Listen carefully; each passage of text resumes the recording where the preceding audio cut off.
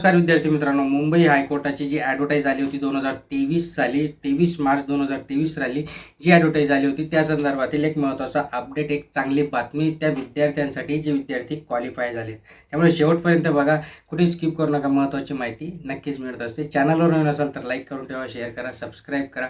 बघा, जी काही शिपाई आणि हमाल पदासाठी ॲडव्हर्टाईज आली होती 2023 साली, त्या संदर्भात जे विद्यार्थ्यांनी फीस भरली होती, ओके, त्यामध्ये जे विद्यार्थ्यांनी फीस भरली त्याच्यामध्ये इलिजिबल कॅन्डिडेट्सची लिस्ट आणि रिजेक्टेड कॅन्डिडेट्सची लिस्ट आहे.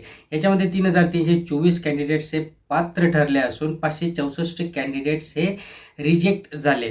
तर आता याच्या पुढचा जो टप्पा काय आहे, ओके, हे जे काही 3,324 कॅन्डिडेट्स आहेत त्यांनी काय करावं, यांनी मित्रांनो यांच्यासाठी एक नोटिफिकेशन आलं आहे की यांची जी काही पुढची चाळणी परीक्षा असणार आहे, लेखी परीक्षा असणार आहे, ती दादर येथे होणार असून तुम्हाला 5 मे 2024 रोजी तिथे बोलवण्यात आलेलं आहे. ही सगळी माहिती तुम्हाला वेबसाईटला मिळेल. बट काही असे विद्यार्थी असतात आपले की ज्यांना माहीत पडत नाही, ज्यांच्यापर्यंत ही माहिती पोहोचत नाही, आणि म्हणून आपण हा व्हिडिओ बनवत असतो. तुमचंही कर्तव्य, ज्या विद्यार्थ्यांनी आपले फॉर्म भरले असेल त्यांच्यापर्यंत ही माहिती, हा व्हिडिओ नक्कीच शेअर करा.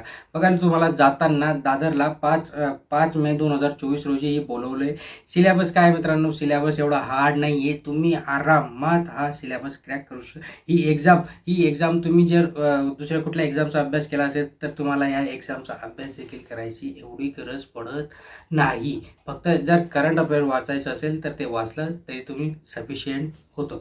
दुसरी गोष्ट म्हणजे याच्यामध्ये जाताना तुमचं ॲडमिट कार्ड वगैरे आणि जे काही इतर डॉक्युमेंट्स आहेत, जसे की pan card, I card, Aadhaar card, voter I D, हे सगळं, हॉल तिकीट, हे सगळं तिथपर्यंत घेऊन जा. दुसरा महत्त्वाचं म्हणजे ज्या विद्यार्थ्यांचं याच्यामध्ये काही डॉक्युमेंट्समध्ये चेंजेस असेल, नावांमध्ये बदल असतील किंवा मॅरेज झालं असेल तर मॅरेज सर्टिफिकेट्स, ॲफिडेविट, या सगळ्या गोष्टी तिथे त्यांनी सांगितलं आहे. मित्रांनो, अत्यंत चांगली एक्झाम आहे, जाऊन या. काही टेन्शन नाही, काही काम राहणार नाही. एकदा तुमचं सिलेक्शन झालं तर आयुष्याचं कल्याण होऊन जाईल, काही काम राहत नाही. ओके, आणि त्या पद्धतीने आता तुम्ही तिथे जा, चांगला पेपर द्या. चांगला पेपर देऊन पुढची परीक्षा आपल्याला नक्कीच क्वालिफाय करायची. चॅनलवर नवीन असाल तर लाईक करा, शेअर करा, सबस्क्राईब करा. धन्यवाद.